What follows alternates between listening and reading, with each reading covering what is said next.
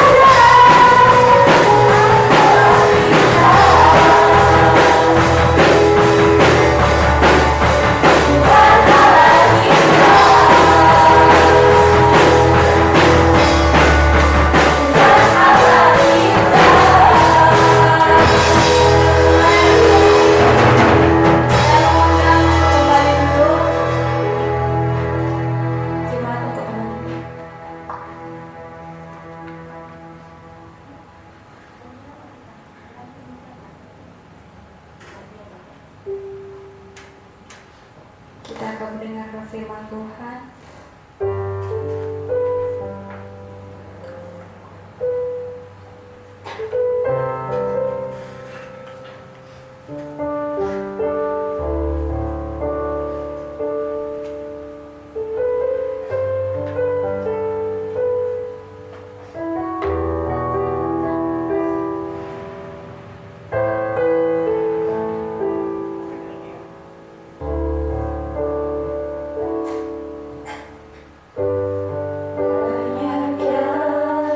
Kau keluar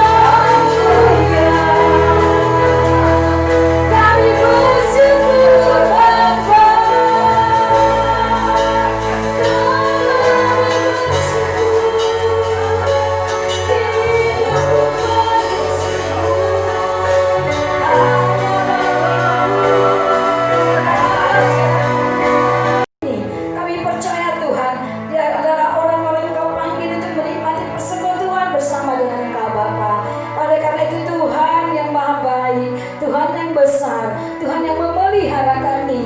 Mari Tuhan, seningkala telingamu pada setiap kami umat-Mu Bapa, hati dan pikiran kami Kau kuasai Tuhan, sehingga kami boleh mengerti maksud dan apa arti firman Tuhan pada pagi hari ini.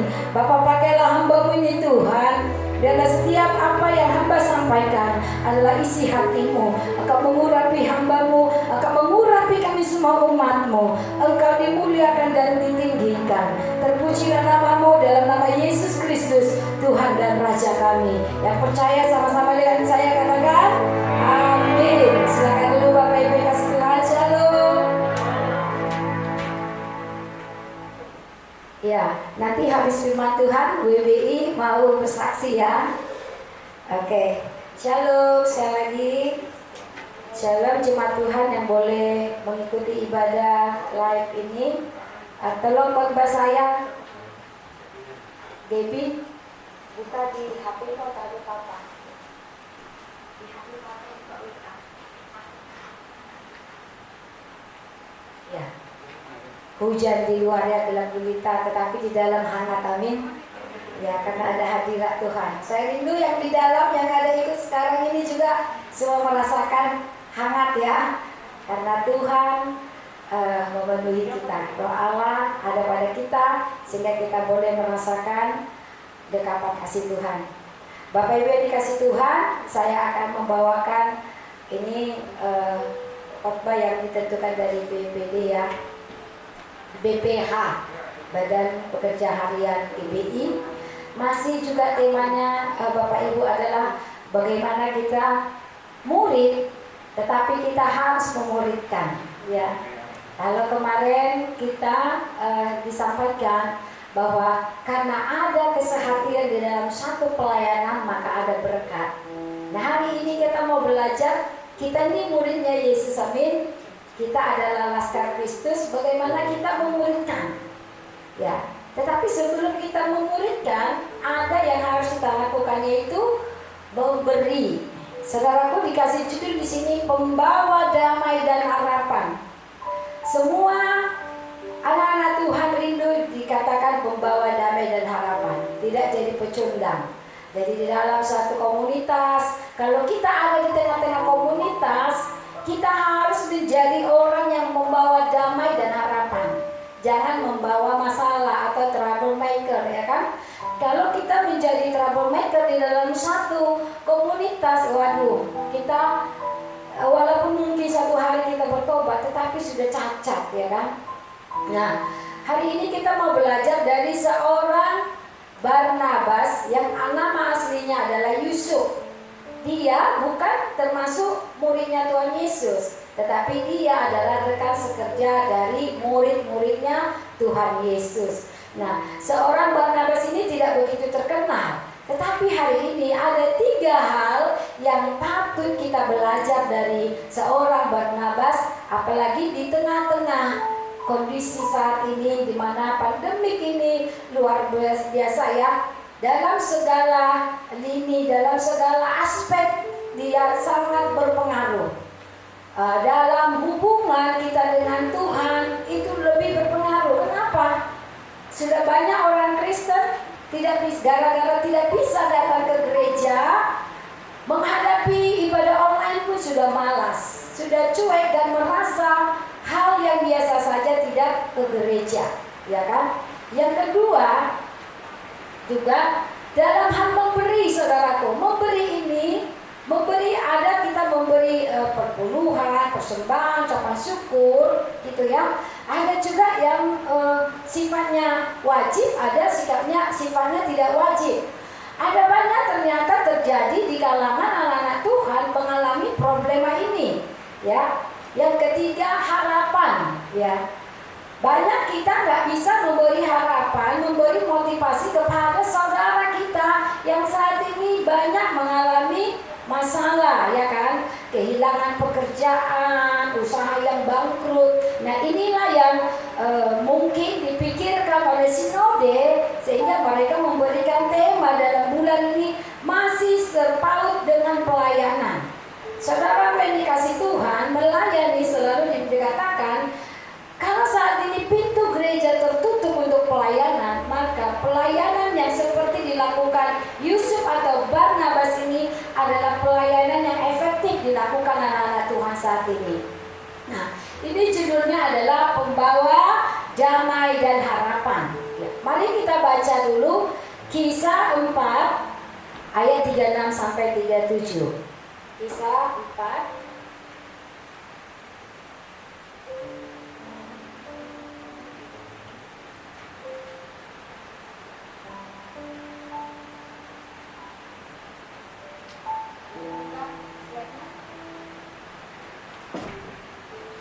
kita baca ya, Kisah 4 ayat 36 sampai 37. Saya rindu kita boleh bangkit berdiri. Kita membaca dengan bersemangat, kita kalahkan dinginnya hari ini. Kisah 4 ayat 36. Kisah 4 ayat 36 sampai 37. 1, 2 ya. Demikian pula dengan Yusuf yang oleh rasul-rasul disebut Barnabas, artinya anak penghiburan, seorang Lewi dari Siprus.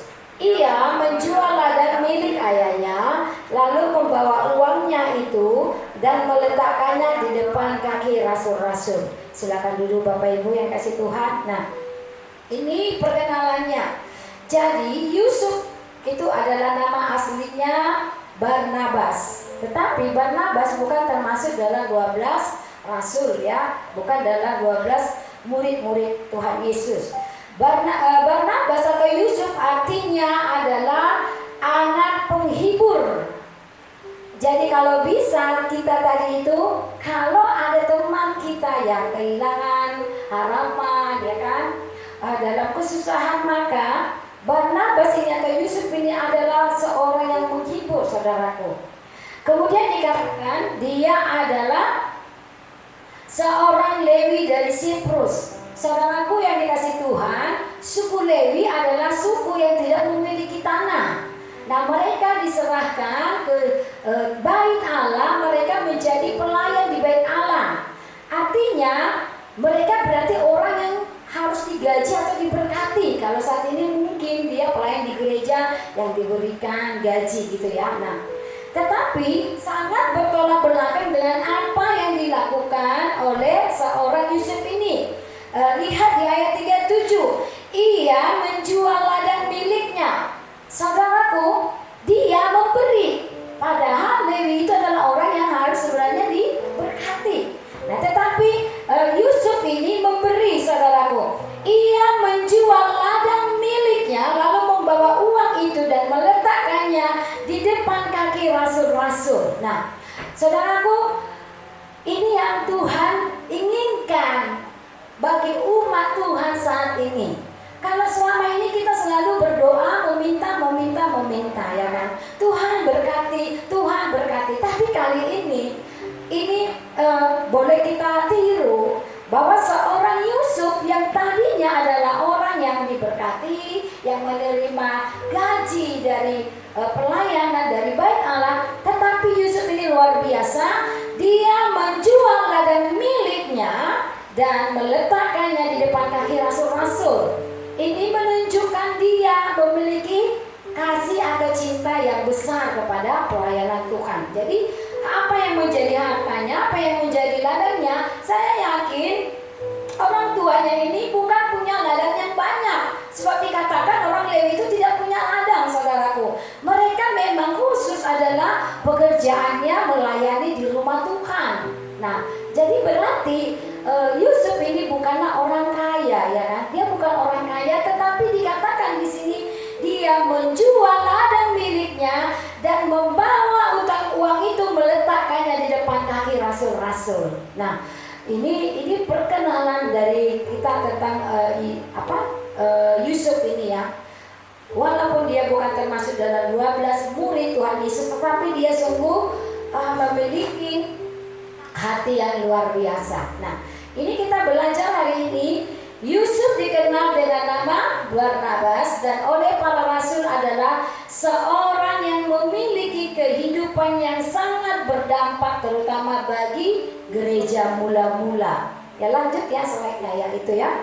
Nah, gereja mula-mula boleh digambarkan seperti faith saat ini saudaraku. Ya, seperti kita. mulai dari nol ya kan. Kita mulai dari nol. Tapi puji Tuhan kita boleh ada sampai hari ini karena kita adalah Yusuf seperti yang dalam firman Tuhan ini. Amin. Memiliki kasih yang besar kepada Tuhan sehingga kita boleh berdiri sampai hari ini karena ada kasih, saudaraku, karena ada cinta kita kepada pelayanan di tempat ini. Ya, apa saja teladan dari kehidupan Barnabas yang dapat kita petik dan lakukan dalam kehidupan kita agar dapat memuliakan Allah. Yang pertama, memiliki hati memberi. Ya, tadi sudah kita baca di ayat 36 dan 37 mencatat bahwa Barnabas menjual ladangnya, menjual apa yang menjadi miliknya, saudaraku. Susahkah kita melakukan itu? Kalau saya terus terang, kalau harus menjual semua harta katanya sekarang, mungkin masih banyak pertimbangan ya kan. Oh, anak saya masih kecil, masih mau kuliah, masih mau ini. Tetapi seorang Barnabas, seorang Yusuf sanggup melakukan itu. Oleh karena kasihnya yang besar pada Tuhan. Ya, saat ini mungkin Tuhan tidak menuntut kita sampai harus meninggalkan semua dan mengikut Tuhan. Tetapi apa yang perlu kita lakukan sebagai orang-orang Kristen zaman sekarang? Kalau Barnabas waktu itu melakukan, saya berpikir mungkin dia masih anak lajang sehingga dia bisa mengikut dengan para rasul-rasul. Tetapi kita saat ini, saudaraku, kita dituntut Tuhan bukan hanya memberi uang sebenarnya di sini berbicara, saudaraku, tetapi memberi apa? Yang boleh kita lakukan sepadan dengan yang dilakukan oleh Yusuf. Memberi hati, saudaraku. Memberi hati untuk pekerjaan Tuhan. Ya, memberi hati untuk pekerjaan Tuhan. Bagaimana kita caranya? Tuhan, aku gak bisa pergi keluar menginjil, aku gak bisa pergi pelayanan ikut ke pulau-pulau. Susah ya. Kalau sempat semua nanti jadi misionaris, siapa yang mengurus anak kita? Nah, banyak yang bisa kita lakukan. Yang pertama, hati kita. Kita harus menangisi jiwa-jiwa yang meninggalkan Tuhan, saudaraku. Kita harus menangis melihat ketika ada saudara kita atau teman kita yang sudah merasa biasa saja, tidak ke gereja atau tidak bersekutu dengan Tuhan. Ya, sekarang tantangan, dia bilang. Sekarang tantangan apa? Tadi saya katakan banyak orang sudah tidak merasa sudah merasa biasa tidak ke gereja. Tetapi ingat, saudaraku, ya, firman Tuhan berkata jangan menjauhkan diri dari pertemuan-pertemuan ibadah seperti yang dilakukan orang-orang yang tidak mengenal Tuhan. Ini masih berlaku sampai sekarang, saudaraku. Walaupun protokol kesehatan itu diadakan. Dengan cara apa? Banyak cara ya, seperti kita sudah membuat grup Mesbah Keluarga. Kita nggak bisa tatapan muka langsung, tetapi kita lewat medsos ya kan. Kemudian mengikuti ibadah online. Nah, itulah kita memberi hati. Nah, ketika kita melihat saudara kita, orang teman yang sudah mulai tidak lagi bersemangat untuk mencari Tuhan, ini yang perlu kita tangisi sebagai orang-orang Kristen, sebagai pelayan-pelayan Tuhan. Kita harus membawa mereka dalam doa kita. Kita harus mengingatkan mereka, saudaraku. Jangan kita cuek.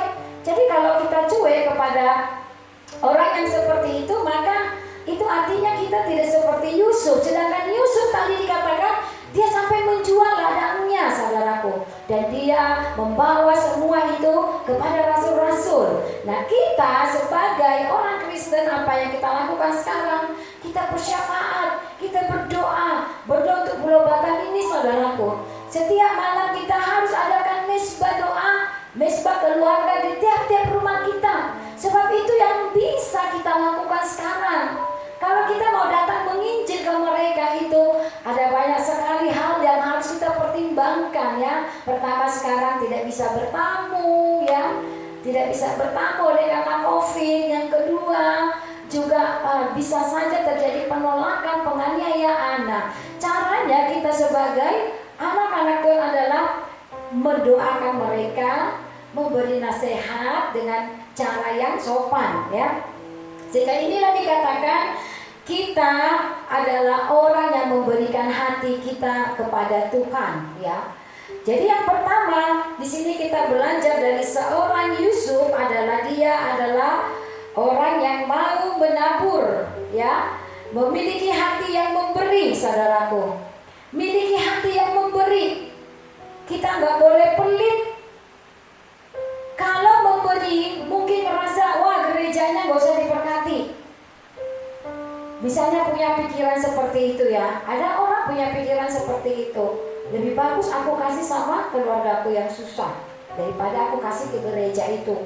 Mungkin dilihat hamba Tuhannya, gembalanya kaya raya. Saudaraku yang dikasih Tuhan, kalau kita memberi tidak perlu harus kita lihat, kita pikirkan uang ini mau letak di mana. Yang kita tahu adalah kita memberikan untuk pekerjaan Tuhan. Nah, saudaraku, ketika kita memiliki hati seperti Yusuf ini, ya, kita memiliki hati yang memberi, maka hati yang memberi ini juga jangan ada di belakang menuntut balas, ya. Oh, kalau aku bawa perpuluhan, kalau aku memberkati pelayanan itu, aku akan digantikan Tuhan 100-200 kali lipat. Tidak, saudaraku. Kita tidak boleh punya pikiran seperti itu. Itu namanya bertransaksi dengan Tuhan. Tetapi ketika kita memberi, harus ada dalam hati kita, Tuhan masih segini yang bisa aku berikan, ya. Tuhan masih ini yang bisa aku berikan waktuku kepada pelayanan. Padahal ada banyak sekali berkat yang kuterima dari Tuhan, tidak sebanding Tuhan. Harus seperti itu, saudaraku. Sehingga ada banyak orang-orang yang mungkin banyak uangnya bisa memberkati satu pelayanan, ya kan? Ada terjadi kesombongan. Nah, ini tanpa disadari iblis mencuri kemuliaan dari Tuhan, ya. Iblis mencuri kemuliaan. Saudaraku yang dikasih Tuhan, iblis itu gak pernah diam, saudaraku, ya.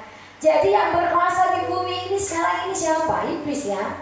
Iblis yang berkuasa di bumi. Oleh karena itu, kalahkanlah iblis.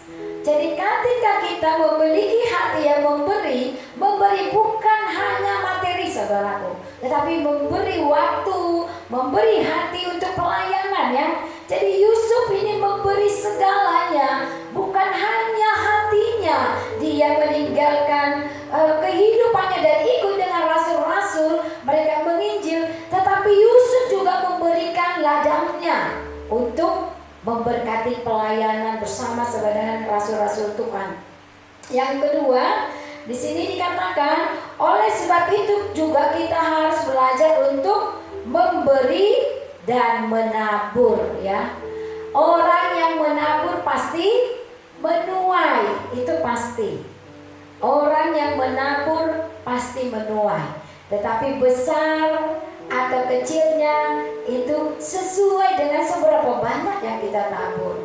Tetapi jangan juga ketika kita memberkati, menabur, punya prinsip seperti tadi. Tuhan akan memberkati aku 100-200 kali lipat. No, tidak, saudaraku. Kita harus punya prinsip tetap, aku menabur ini gak seberapa dibanding apa yang kuterima dari Tuhan. Kita harus letakkan itu sehingga kesombongan tidak ada pada kita, saudaraku. Ya, kita baca di sini, karena Tuhan memberkati kita bukan hanya untuk dimiliki untuk pribadi semata, melainkan juga untuk menjadi berkat bagi banyak orang. Jadi kalau kita sekarang diberkati, kita harus jadi berkat, dikatakan, ya. Kalau Tuhan memberikan kita sekarang katakan berkat yang melebihi dari teman kita, maka kita harus menjadi berkat. Jadi kita nggak boleh pelit di sini artinya, ya.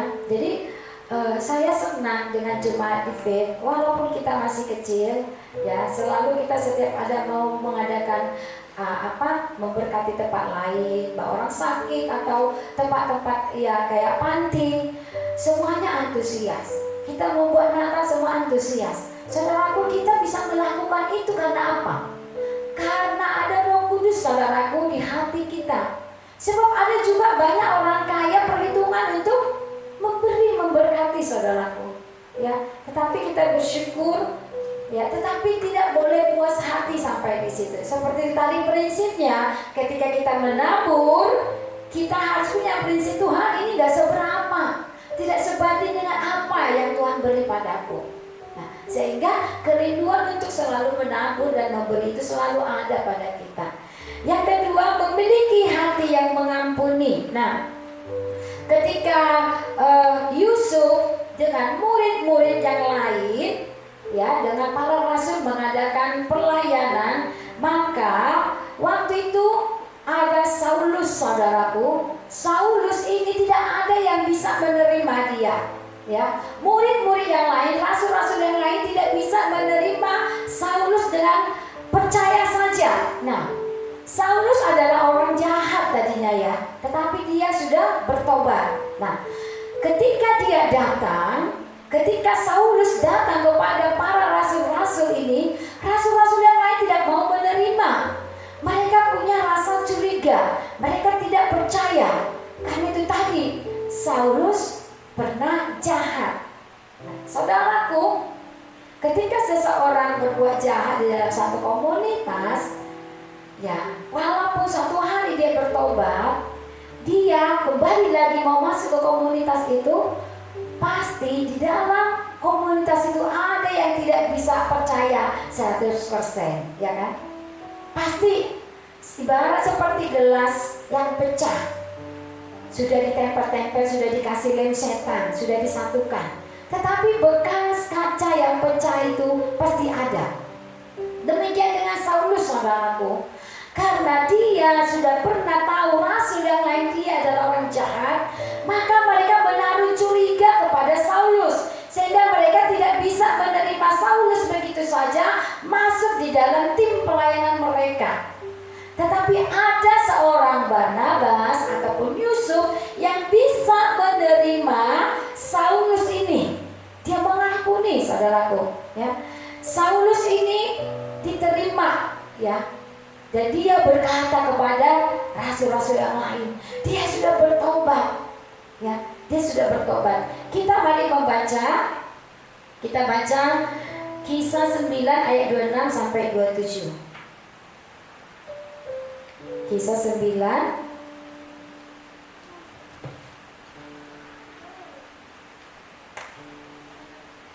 kita baca Kisah 9 ayat 26 sampai 27. 1, 2 ya. Tetapi Barnabas menerima dia dan membawanya kepada rasul-rasul dan menceritakan kepada mereka bagaimana Saulus melihat Tuhan di tengah jalan dan bahwa Tuhan berbicara dengan dia dan bagaimana keberaniannya mengajar di Damsyik dalam nama Yesus. Nah, saudaraku, jadi Saulus ini sudah bertobat. Saulus bahkan dikatakan di sini dia sudah berkhotbah, melayani berapi-api, ya kan, demi nama Yesus. Tetapi rasul yang lain masih tetap tidak percaya. Sehingga Yusuf memastikan, meyakinkan rasul yang lain. Saudaraku, ketika ada teman kita, katakan seperti Saulus ini di dalam komunitas kita, sanggupkah kita berlaku seperti Barnabas ini, seperti Yusuf? Meyakinkan teman kita yang tadinya jahat, mempercayai kesaksian dia bahwa katanya dia sudah bertobat, dia sudah bertemu dengan Tuhan, dan dia sudah melayani di Damsyik. Saudaraku, pasti susah ya, pasti susah meyakinkan teman-teman. Tetapi ini yang dilakukan oleh Yusuf. Dia memiliki hati yang mengampuni. Kesalahan Saulus ini tidak diingat-ingat dia. Bahkan dia mau membawa Saulus kembali ke rasul-rasul yang lain dan meyakinkan rasul-rasul yang lain bahwa Saulus itu sudah bertobat, ya. Di ayat 28, dan Saulus tetap bersama-sama dengan mereka di Yerusalem dan dengan keberanian mengajar dalam nama Yesus, ya. Saulus akhirnya tinggal bersama dengan rasul-rasul yang menggaranti siapa? Yusuf, saudaraku. Mengapa rasul-rasul yang lain mendengarkan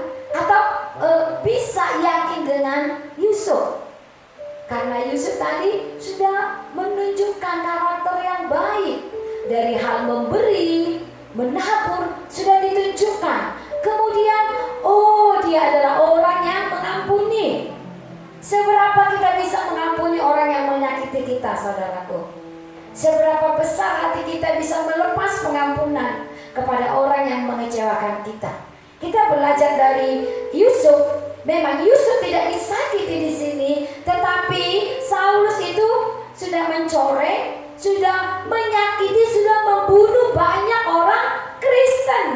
Ya, Saulus ini begitu jahat sekali, saudaraku. Setiap dia lihat orang Kristen, dia bunuh, dia kejar. Sehingga akhirnya suatu kali dia ditangkap Tuhan. Tuhan buat matanya buta, ya, dia melihat cahaya yang yang cerah terang sekali sehingga matanya tidak bisa melihat dalam keadaan buta. Beberapa saat di situ dia melihat Tuhan, dia ditangkap Tuhan.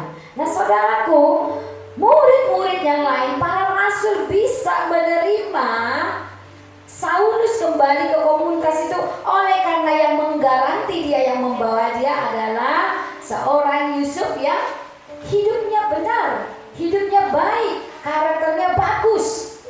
Saudaraku, untuk menjadi seorang Yusuf, maka kita harus hidup dalam kebenaran. Sehingga dimanapun kita, apapun yang kita mungkin kasih masukan lah, atau seperti tadi membawa teman dalam satu komunitas, orang percaya dengan kita oleh karena melihat karakter Yusuf. Ayat 29, ia juga berbicara, bersoal-jawab dengan orang-orang Yahudi yang berbahasa Yunani, tetapi mereka itu berusaha membunuh dia. Saudaraku, bagaimana seorang Yusuf bisa menjaga Saulus sampai orang-orang udah gak percaya dan ingin membunuh dia? Oleh karena memang karakter Saulus ini jahat, ya, membunuh orang-orang Kristen. Tetapi luar biasa seorang Barnabas ataupun Yusuf ini boleh membawa, ibaratnya ini penjahat, ya kan, penjahat, pembunuh, tetapi dia bisa menggaranti, saudaraku, dia bisa mengampuni. Dia bisa mengampuni kejahatan yang dilakukan oleh Saulus. Oke. Yang ketiga, memiliki hati yang memuridkan. Ya, Barnabas ini dia bukan dalam 12 rasul. Ya, dia bukan seorang, kalau mau dibilang murid Tuhan. Sekarang kita sini semua tidak gembala, tidak sekolah teologi, ya kan? Tidak ada embel-embelnya PDP, PDM, PDT gitu. Tetapi kita bisa kok memuridkan asal kita punya hati tadi. Nah, ini Yusuf memuridkan, saudaraku, ya, memiliki hati yang memuridkan. Nah, ini yang Tuhan mau sehingga terjadi pelipat gandaan. Orang-orang Kristen harus punya hati untuk memuridkan, harus punya target, ya kan? Seperti marketing. Marketing kan harus punya target. Bulan ini aku harus mendapatkan apa?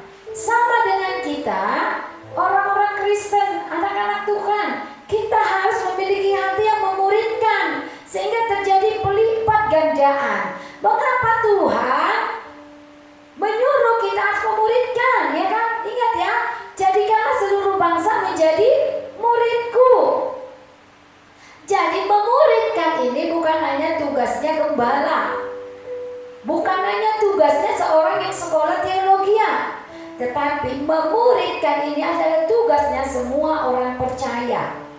Nah, kalau dibilang sibuk kali, ngapain kita urusin? Salah, saudaraku. Ya, sedangkan Tuhan Yesus sudah memberikan amanat agung kepada kita. Jadikanlah semua bangsa muridku. Nah, Yusuf atau Barnabas ini dia memuridkan, ya. Dia memuridkan. Kita baca Kisah 11 ayat 25 sampai 26. Kita baca Kisah 11 ayat 25 sampai 26. Lalu pergilah Barnabas ke Tarsus saya baca. Lalu pergilah Barnabas ke Tarsus untuk mencari Saulus. Dan setelah bertemu dengan dia, ia membawanya ke Antiokhia. Nah, Yusuf ataupun Barnabas mencari Saulus, orang berdosa ini, saudaraku. Ya, kalau orang dunia bilang, untuk apa? Sibuk kali katanya, kurang kerjaan. Ya, sibuk kali kurang kerjaan. Sama seperti saya, pertama sekali kita ada di Faith, keluarga saya bilang, sibuk kali kurang kerjaan. Tetapi saya ingat amanat agung, saudaraku, bahwa kita harus menjadi penjala manusia, membawa jiwa kepada Tuhan, ya, sehingga ada faith. Kalau mengingat itu memang sakit hati ketika itu, tetapi saya bersyukur, saudaraku, kita ada di faith. Kita harus menjadi seperti Yusuf, ya. Di mana dikatakan di sini Yusuf, ya, atau Barnabas pergi ke Tarsus untuk mencari Saulus. Dia mencari Saulus, seorang pembunuh Kristen tadi. Tetapi di sini, ya, ceritanya, kisahnya di sini, Saulus itu sudah bertobat, saudaraku, sehingga dia menginjil kemana-mana demi nama Yesus. Dan setelah bertemu dengan dia, ia membawanya ke Antiokhia. Nah, di Antiokhia mereka melakukan pelayanan berdua. Yaitu 6, mereka tinggal bersama-sama dengan jemaat itu itu 1 tahun lamanya, sambil mengajar banyak orang di Antiokhia. Murid-murid itu pertama kali disebut Kristen. Nah, jadi saudaraku, kalau Barnabas tidak pergi mencari Saulus ke Tarsus dan membawanya ke Antiokhia, maka orang-orang di Antiokhia itu tidak pernah mendengar Injil. Ya, dikatakan di sini, dan murid-murid itu pertama kali disebut Kristen. Jadi kali inilah kisahnya mengapa pengikut Yesus disebut orang Kristen. Jadi orang Kristen itu diberi julukan kepada kedua orang ini, kepada Barnabas, kepada Saulus dan jemaat yang mereka layani. Nah, orang-orang di sana menjuluki mereka sebagai Kristen. Jadi sebenarnya pada awalnya kata julukan Kristen ini adalah kata hinaan, saudaraku. Jadi orang-orang yang tidak percaya kepada Yesus menghina murid-muridnya, disebutlah namanya Kristen. Nah, tetapi saudaraku, hari ini kita harus bangga menjadi orang Kristen, amin. Harus bangga menjadi Kristen. Jangan malu mengatakan kita Kristen. Ya, ada banyak orang Kristen malu. Agama apa? Dia. Sekarang harus bangga, saudaraku. Kita harus bangga menjadi anak-anak Tuhan yang berlabel Kristen. Mengapa? Sebab hanya di dalam Yesus ada keselamatan dan hidup. Orang tidak bisa sampai kepada Bapa kalau tidak melalui Yesus. Bahkan saat ini, saudaraku, apa yang terjadi akhir-akhir ini semua sudah dinubuatkan, baik di dalam perjanjian lama dan perjanjian baru. Dan wahyu mulai digenapi, saudaraku. Jadi saudaraku, beberapa waktu yang lalu saya ada belajar tentang wahyu. Mengapa saya bilang kita harus bangga menjadi orang Kristen? Orang-orang seberang bilang, oh, kalau Tuhan Yesus ada di bumi berarti surga kosong dong, gitu ya. Ini sedikit mungkin dari firman ini agak berbeda, tetapi ini perlu saya sampaikan kepada jemaat Tuhan. Ya, saat ini saudaraku, hati-hati kalau mau nonton khotbah di dalam YouTube. Ya, kalau mau mengikuti hamba Tuhan siapa, cari tahu dulu dia gereja apa, dia aliran apa. Sebab banyak sekali saudaraku penyesat akhir zaman ini, ya. Sekarang masalah dalam di YouTube itu bertebaran masalah Tritunggal. Nah, saudaraku, saya belajar tentang wahyu, ya. Di wahyu dikatakan di sini makanya kenapa saya bilang harus bangga. Orang dunia bilang kalau Tuhan Yesus itu turun ke dunia surga kosong dong. Kalau Tuhan Yesus itu adalah Roh Kudus, berarti surga kosong dong, seperti itu. Nah, Kita harus paham Tritunggal, saudaraku. Kita harus paham Bapa, Anak, dan Roh Kudus itu ada 3 pribadi, tetapi di dalam satu. Nah, orang awam mengatakan Tuhan kita 3, ya Allahnya 3 katanya gitu. Tetapi ada dari orang Kristen, hamba Tuhan yang luar biasa berkata, bukan 3, cuma 1 katanya. Karena adalah Allah yang Esa. Nah, saudaraku, dari sini kita melihat bahwa penyesat-penyesat bukan lagi datang dari orang yang tidak mengenal Kristus, bukan dari agama saudara kita, sepupu kita, saudaraku, tetapi penyesat-penyesat itu keluar dari gereja. Nah, karena itu dibutuhkan kita harus belajar firman Tuhan. Kalau kita sudah paham, ini dikatakan tadi, kita harus muridkan dulu suami kita. Kalau mungkin suami yang kurang mengerti, muridkan dulu istri kita, muridkan dulu pacar kita, ya kan? Muridkan dulu anak-anak kita, muridkan orang tua kita, muridkan saudara-saudara kita, supaya mereka mengerti iman kekristenan, saudaraku.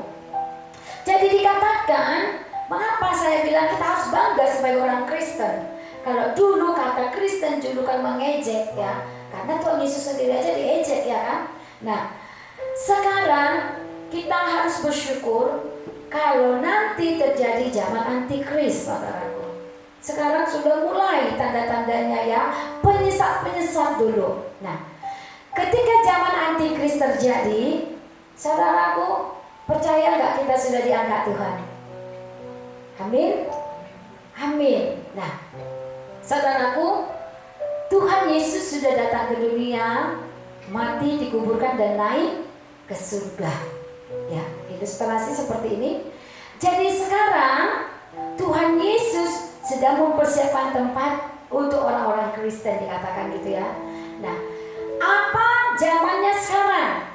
Zamannya sekarang adalah kita adalah mempelai Kristus, gereja adalah mempelai Tuhan, maka surga harus dibuat sempurna. Yesus sudah ada di surga, amin. Yesus sudah naik ke surga, dan kita gereja sekarang sedang dipersiapkan. Nah, ketika nanti antikris itu ada, maka gereja Tuhan akan sembunyikan, ya, gereja Tuhan sembunyikan, dan antikris itu mulai berkuasa di bumi. Jadi antikris itu akan Tuhan buang ke perut bumi bersama dengan orang-orang tidak percaya. Karena itu saudara yang dikasih Tuhan, kalau kita adalah orang Kristen, maka kita harus bangga menjadi orang Kristen, amin. Harus punya iman yang besar, sebab nanti pada masa antikris kita gak perlu takut, saudaraku, sebab Tuhan Yesus akan menyembunyikan gerejanya. Kita adalah gereja Tuhan, saudaraku. Gereja bukan gedungnya, tetapi kita. Karena itu kita harus punya hati seperti Yusuf tadi, memiliki hati memuridkan. Kasihi keluarga kita, kasihi saudara-saudara kita yang tidak sungguh-sungguh kepada Tuhan, kasihi teman kita yang sudah meninggalkan Tuhan oleh karena pacar, oleh karena kerja, ya. Kasihi mereka, doakan dan nasihati. Saudaraku, ini sekarang ini saya ya udah 47 tahun tidak pernah mengenal masa seperti corona saat ini, saudaraku. Tidak pernah terjadi gereja ditutup, umat tidak boleh datang ke gereja. Tetapi saat ini terjadi, saudaraku. Bukan kemauan pendetanya mau dibilang, tetapi karena keadaan sekarang. Makanya firman Tuhan sudah mulai digenapi. Akan ada masanya manusia tidak bisa lagi beribadah. Orang-orang yang rindu mencari Tuhan melainkan tidak bisa lagi. Ya, sekarang sudah mulai, saudaraku. Karena itu firman ini mengingatkan kita, kasihi saudara kita, muridkan mereka, saudaraku, muridkan keluarga kita, ya, muridkan mereka supaya mereka mengenal Yesus, mengenal Tuhan dan Raja yang Dialah penyelamat dunia. Jadi kalau sekarang bertebaran, oh itu nanti ada chip 666, itu nanti ada vaksin antikris.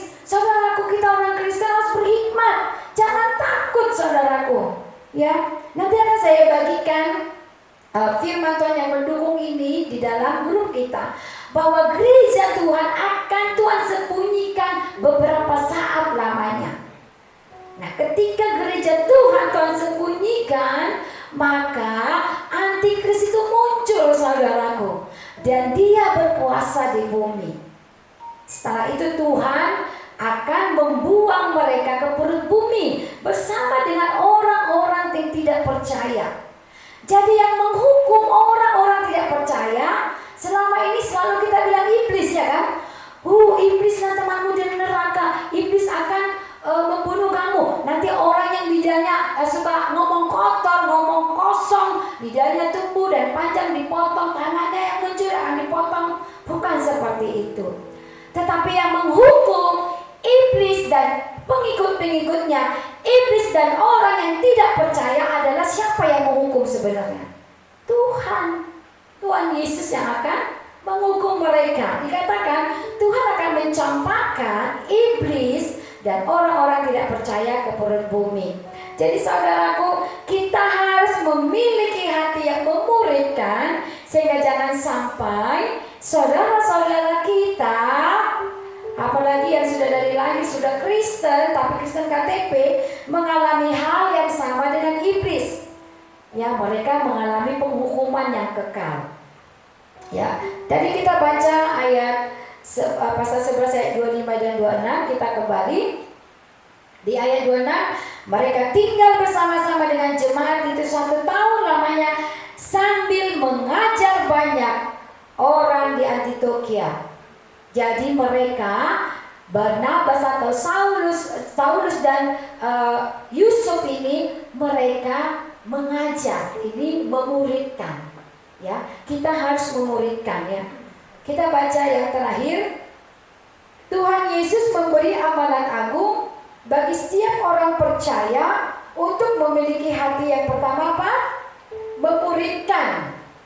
Kemudian bersedia membimbing sesama agar bertumbuh secara rohani dan semakin serupa dengan Kristus. Jadi saudara yang dikasih Tuhan, kalau kita punya target, saudara kita atau siapapun yang kita mau bawa kepada Tuhan, maka kita juga harus membimbing mereka, saudaraku. Tidak boleh putus sekali. Kita harus bimbing mereka, kita harus sering-sering WA, ya kan? Mungkin orang tua kita belum percaya kepada Tuhan, WA, kasih firman sedikit, kata-kata firman Tuhan, doakan. Saudaraku yang dikasih Tuhan, kadang-kadang kita merasa gini, ya, doaku nggak berkuasa gitu. Tapi tak ada yang mustahil bagi Tuhan, saudaraku. Amin. Jangan pernah kita merasa, oh kalau doa Pak Pendeta yang hebat itu baru berkuasa. No, ya. Doa yang berkuasa, doa yang bagaimana? Doa yang berkuasa dari mana, saudaraku? Doa orang benar. Bukan doa pendeta yang besar, tetapi doa orang benar adalah doa yang berkuasa. Ya, jadi kita harus memastikan diri kita dulu, apakah kita orang benar. Maka kalau kita orang benar, doa kita dikatakan berkuasa. Ya, kita berdoa untuk keluarga kita, tak ada yang mustahil bagi Tuhan. Tuhan akan memakai caranya untuk keluarga kita dibawa kepada Kristus. Tetapi tetap harus ada komunikasi, ya, seperti yang dilakukan oleh Barnabas di sini. Mereka memuridkan, ya, mengajar dan memperhatikan, dikatakan, ya, harus memperhatikan, saudaraku, sehingga orang ini bisa bertumbuh imannya. Ya, biar kita semua rindu menjadi Yusuf akhir zaman, ataupun Barnabas yang boleh membawa Kristus kepada keluarga kita. Saya percaya kalau kita ada di faith saat ini, ada maksud Tuhan untuk memultiplikasi lagi, untuk terjadi pelipat gandaan, saudaraku. Kita bersyukur kita tetap bisa beribadah, sebab banyak orang tidak bisa beribadah. Ingat, saudaraku, jangan menjauhkan diri dari ibadah-ibadah, ya. Kita harus tetap melakukan ini sampai Tuhan datang, saudaraku. Sebab dikatakan, adakah kutemui iman di dalammu? Nah kalau Tuhan nanti datang tidak menemui iman di dalam kita, kan sia-sia ibadah kita selama ini. Karena itu tetap berdoa. Tidak harus panjang doa kita. Mungkin kita nggak bisa bahasa roh, berdoa sederhana saja. Tetapi ingat, doa kita punya kuasa kalau kita hidup benar. Ya. Dan firman Tuhan, boleh pemain musik naik ke atas. Ingat satu pujian. Ku bersyukur buat kasih-Mu menyelamatkan hidup. Haleluya. Terima kasih Bapa yang baik. Kami bersyukur Tuhan buat kasih-Mu, firman-Mu yang menyelamatkan kami. Biarlah Tuhan firman-Mu tetap bertumbuh pada setiap hati umat-Mu. Haleluya Yesus. Kita akan pujian ini. Ku bersyukur buat kasih-Mu menyelamatkan hidupku. Oh Yesus, Tuhan dan Raja-Ku. Dengan apa akan ku balas anugerah-Mu yang ajaib. Biarlah hidupku selalu menyenangkan hati-Mu. Dari awal kita akan pujian ini, jemaat Tuhan, mari kita bangkit berdiri. Buat kasih-Mu menyelamatkan hidupku. Oh Yesus, Tuhan dan Raja-Ku. Dengan apa akan ku balas anugerah-Mu yang ajaib. Biarlah hidupku selalu menyenangkan hati-Mu. Betapa baru ku melihat perbuatan tangan-Mu, ajaib dan mulia kuasa-Mu nyata dalam hidupku.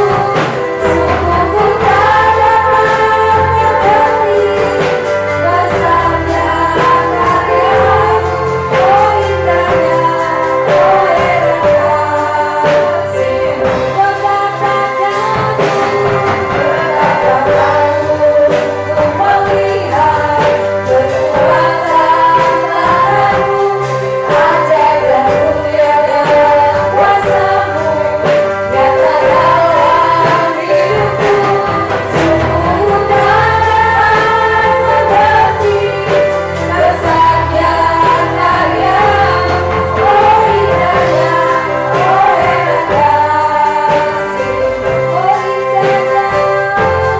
Oh indahnya, oh heran kasih-Mu.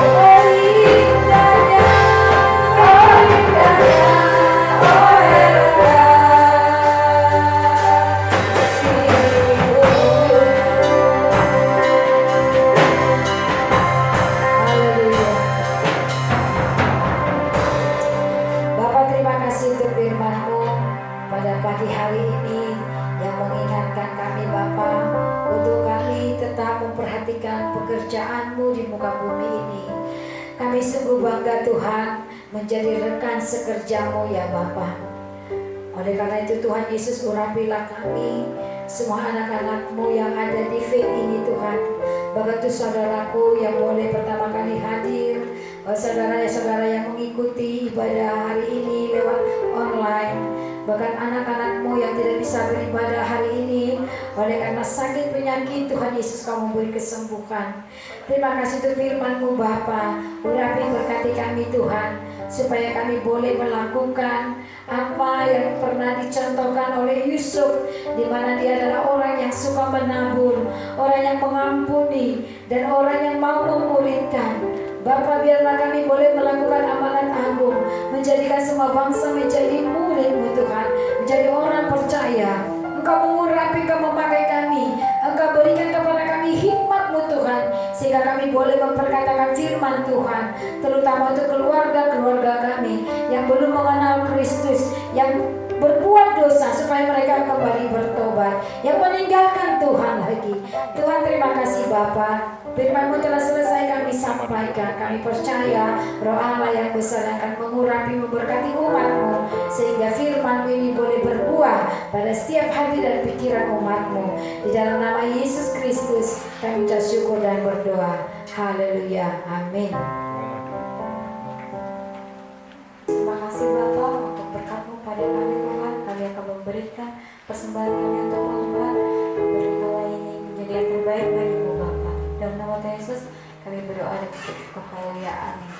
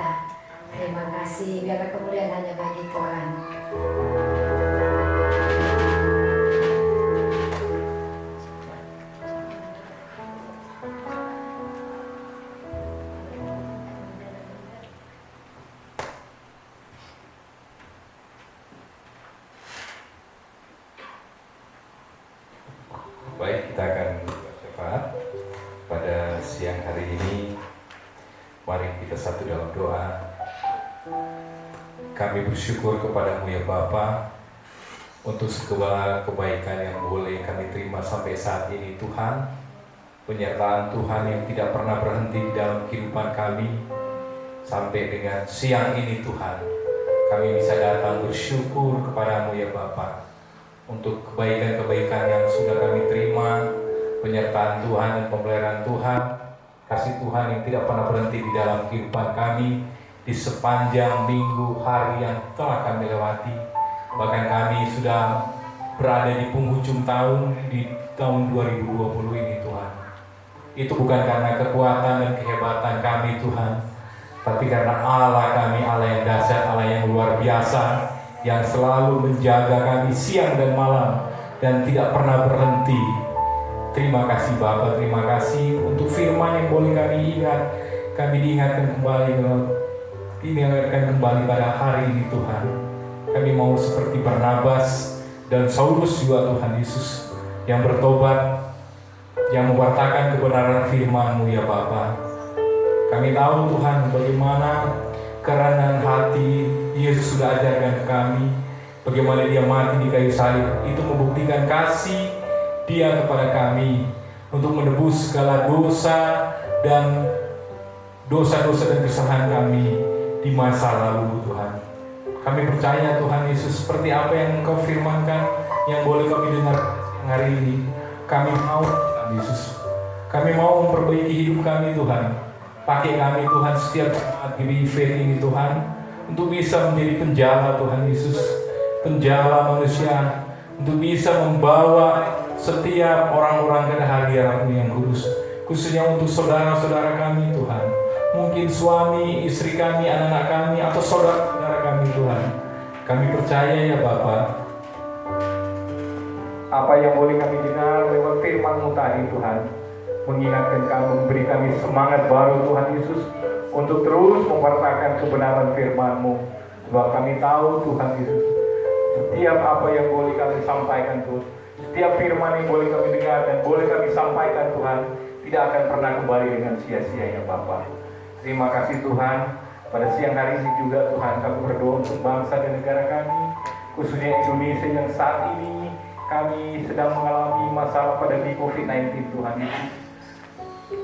Engkau berkati bangsa kami, Engkau sembuhkan bangsa kami Tuhan Yesus, sehingga saat ini Tuhan obat-obat Tuhan Yesus atau penelitian dari ilmuwan Tuhan Yesus untuk bisa mendapatkan vaksin Tuhan COVID-19 ini bisa berjalan dengan baik Tuhan, sehingga bangsa kami bangsa yang bisa Engkau sembuhkan ya Bapa. Sebab kami percaya di bangsa Indonesia ada begitu banyak anak-anak Tuhan yang setiap hari berseru kepada-Mu Tuhan. Engkau sembuhkan bangsa kami Tuhan, Engkau sembuhkan bangsa Indonesia ini Tuhan Yesus.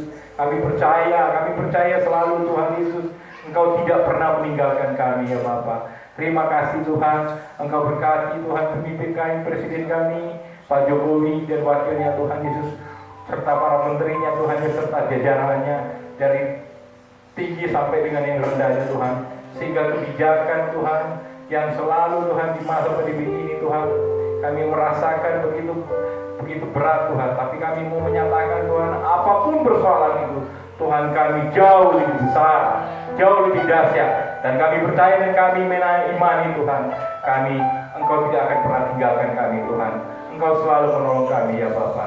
Terima kasih Tuhan, terima kasih. Engkau berkati ekonomi bangsa Indonesia Tuhan Yesus, Engkau berkati ekonomi Batam, Kepri Tuhan, Engkau berkati wali kota, ketua BPD Batam kami juga Tuhan Yesus, dan setiap usaha-usaha investor-investor yang ada di Batam ini Engkau berkati. Pulau Batam Engkau berkati di dalam nama Tuhan Yesus Kristus. Engkau pulihkan ekonomi kami Tuhan, Engkau pulihkan setiap apa yang boleh ada di Kepulauan Riau ini Tuhan Yesus, sehingga kami bangsa Indonesia, rakyat Kepri ini dan rakyat yang ada di Batam ini Tuhan, di mana kami menetap Tuhan, bisa merasakan kesejahteraannya ya Bapa. Terima kasih Bapa, terima kasih Tuhan. Engkau berkati setiap jemaat yang faith ini Tuhan Yesus, baik keluarga, pekerjaan, kesehatan Tuhan, serta apa yang menjadi pergumulan kami Tuhan Yesus. Kami percaya Tuhan, Engkau sanggup untuk menolong kami Tuhan. Jika pada saat ini ada yang sakit, Engkau sanggup menyembuhkan Tuhan Yesus. Ada yang berbeban berat Tuhan Yesus, atau dalam keadaan kecemasan, ketakutan, kekhawatiran, Engkau pulihkan Tuhan Yesus di dalam nama Tuhan Yesus.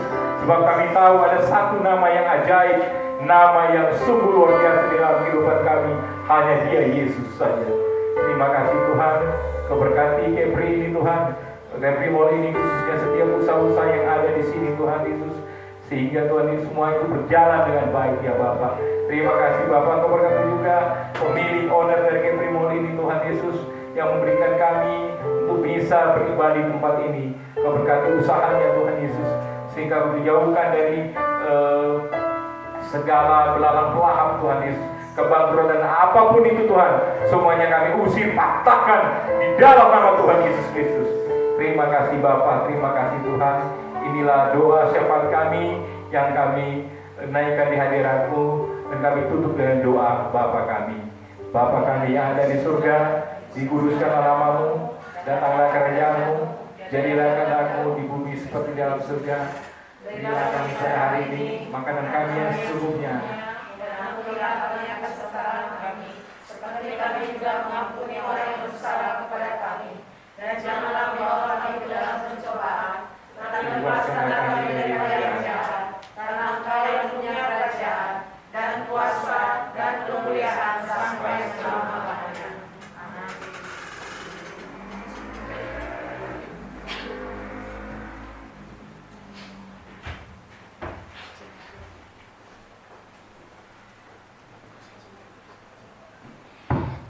Jemaat Tuhan, saya minta bangkit berdiri.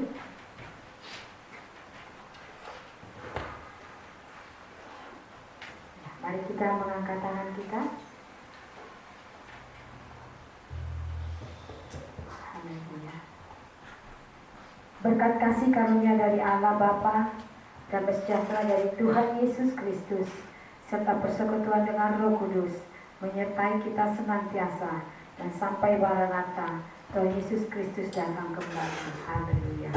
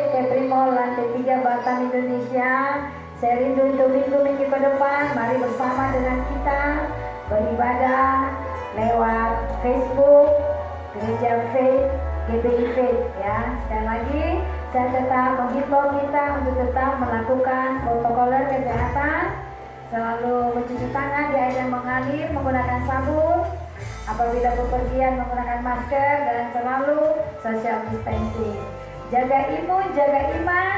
Saudaraku, untuk kita jemaat faith, ingat, saya mengingatkan kembali, menghimbau kembali bahwa kita sudah ada grup Mesbah Keluarga ya, lewat Facebook Mesbah Keluarga.